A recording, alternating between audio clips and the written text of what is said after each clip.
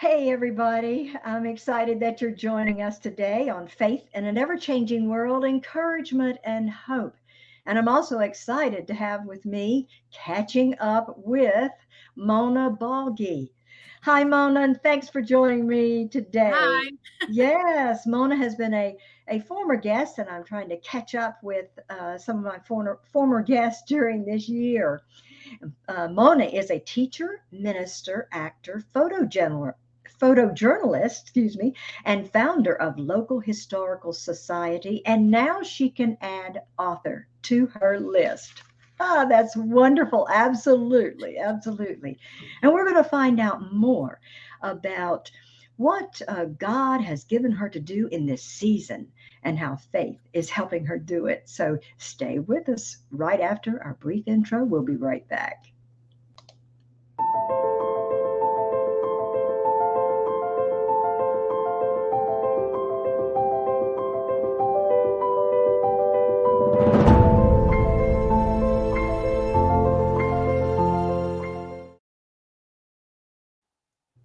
All right, and we are back.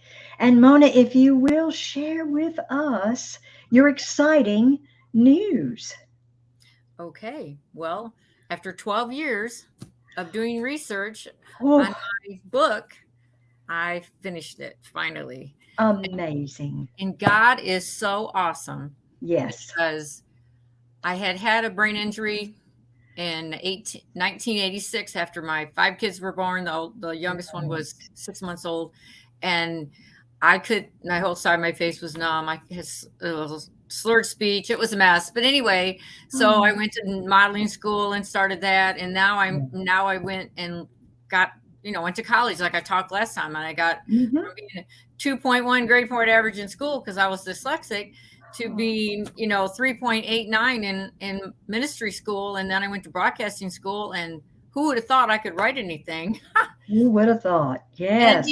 God But is so cool like God. that. I know, and but God, and the story was, everybody. I came back to Michigan to take care of my parents, and then my husband passed away, my parents passed away, and then I had another car accident. I'm going, all right, Lord, all right. I know Oh, I was out too much, because sometimes we get so busy, yeah. we're not doing what we're supposed to be doing, and God's Yeah. trying to get our attention, and we're not listening.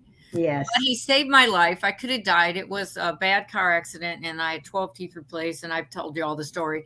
But Oh, so God had me to found out that my school was 175 years old. Never knew that it was the third oldest school in the state. So I said, I got to find out. And so I called right. it the hidden settlement because I didn't realize for 117 years we had no post office. It was the bigger city by us, Flint, Michigan, which everybody knows. Uh-huh. And because there was another Burton Township in Shiawassee County, which is the next county, so you can't have two post offices with the same name. And well, we knew we lived in Burton Township, at least I I did, know. but our mailing was Flint, so no one knew. So Flint kept annexing the stuff away. And all of these in our community started as a Christian community. We had the founders of the family were pastors, and they had two churches going when they the first couple of years. They came from England, so all the England stuff is on the book. So anyway, after the second car accident, they kept bugging me to write about the history because I had researched it because I was so surprised that we were been that long. So anyway, so I went over to England doing my family research, and then I found the Atherton family research, and they were such a good, strong Christian family. They came to the East Coast, then to Michigan, and then now they even have a nonprofit in Hawaii. And Wow. the Atherton family was such a good base, and it was so funny that it's on the cover that their stone was by mine in the Gloucestershire Cathedral. So it's like, who would have known? But God Oh, has taken it, God has taken it so I can actually minister to people, because if that's hidden, what else is hidden? I right. mean, there's so many things about God that people don't know and I'm not bashing any religion because I was raised in a Methodist church, but I didn't know who Jesus was. So it's so cool when you can find out who he is and Yeah, find out the things that you can use in your faith and right. believing God. And he does it. And it's so funny. And like we said, but God. Yes. Somebody Yeah. said it was like 60 times in the Bible where it says, but God. So, we think we're going down this road one way when he wants us to go another. And God will open the doors. And then when a door shuts, there's always another one that God wants you to do instead. You know, Yes, he's not going yes. to put you where you can't help someone. And it will be better. Oh, always. And it's so much, Always better. so much Always better. fun. I love it. I love life.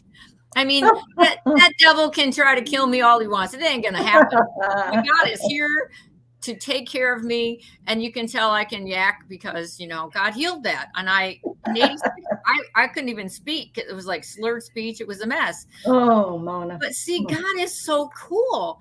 Well, and so he that has book that is purpose. He has that purpose for you. And I would have never thought that when I was a kid. Because, you know, you're the dumb kid in the family and everybody else is these valedictorians and I don't know nothing.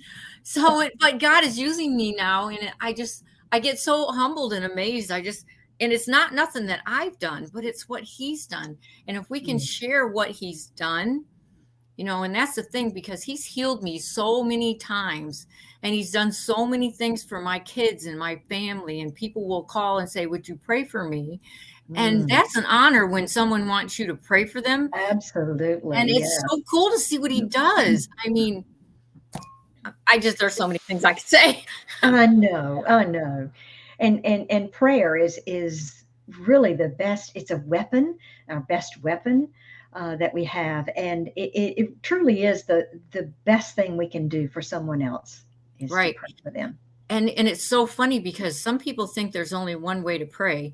And there's so many different ways to pray. And in Ephesians 6:18, it tells us how to pray. In Ephesians 6:10, it tells us put our armor on, because we're supposed to wear our armor when we're praying, because we are in a spiritual warfare all the time. And it's in our mind. And if you don't protect that mind and think on the right things and we say it out of our mouth, we're giving him full reign. And I ain't giving him no more reign over me. I got too many fun things to do. So I'm writing a book about how God took me from where I was in school, being born with disabilities, and Psalms 23. When I do, as I do prayer, as I do funerals and stuff as a minister, they always want Psalms 23 at the funeral. But I think, God, we're living in Psalms 23 right now. And it's not about us when we're in the valley, and it's not about us when we're in the mountaintop. It's about him. That's true. We use that seed of faith that God gave us. Well, I call it a tea light. You got that tea light. Are you going to stand by just your tea light, or are you going to use a torch when you go through the valley? Because you don't stop. You keep going. Right. Yes. Amen. Yes. Well, we've had a little sermon there. That's great. You know me. I don't know what else to Thank do. you, Mona. Oh, well, what are so you're planning to write another book? You said on 2 more books. Actually, so I have 3 children's books already done. I just have to get Mona. But what I'm trying to do is, because kids nowadays, they don't know connection, because I was a school teacher too, but they don't know connection. So I went back in history to find out Germany, English, and my husband's family is French. And so to bring that in and to show how we came to America. So my little kids' books is going to be about how we came to America. So were they farmers over there? Were they fishermen? Were they? My one grandfather was a coal miner in Scotland. And I mean, to bring it back to now, they came with their suitcases, and just make it a small, simple story. And then that opens up the idea for other families to talk about their families with their kids. Yes. And questions for the children. That's the whole thing. Absolutely. Yeah. Oh, that is wonderful. And then also I decided I'm going to do one about my cat. My cat, Leo, is so funny. He's like my emotional support animal. And he does the funniest thing. I think he thinks he's a dog. And if I opened the door, he'd be up here with me right now. But anyway, so he's so funny. So I told my grandkids, I said, you would not believe what Leo did today. So I said, shoot, that would be a fun, book for kids, because Leo can be a character just like Harry Potter's characters, or not Harry Potter, I mean Beatrice Potter. And then the Psalms book, and that I've already talked to a different company about putting it into a movie. Our spiritual warfare. How wonderful. So I just have to learn how to write a screenplay, and I don't know how to do that. Well, we'll have to do another catching up with Mona Ballge. Thank you, Mona, so much for sharing about your most recent exciting news. And show your book again, Okay. because people can find out. And I will also post the link in the comment Okay. section. Yeah. So, Yeah. Westbow is a Christian publishing company through that did Nelson Publishing Books. They do okay. all the Bibles, but this is their self-publishing thing. So, and it's Ah, all on there, and it's 100 or 265 pages long, and it's got, not very many pictures, but a bunch of little stories, sort of, that right, you don't have to read the whole thing at once. So it makes it right, a fun right. adventure.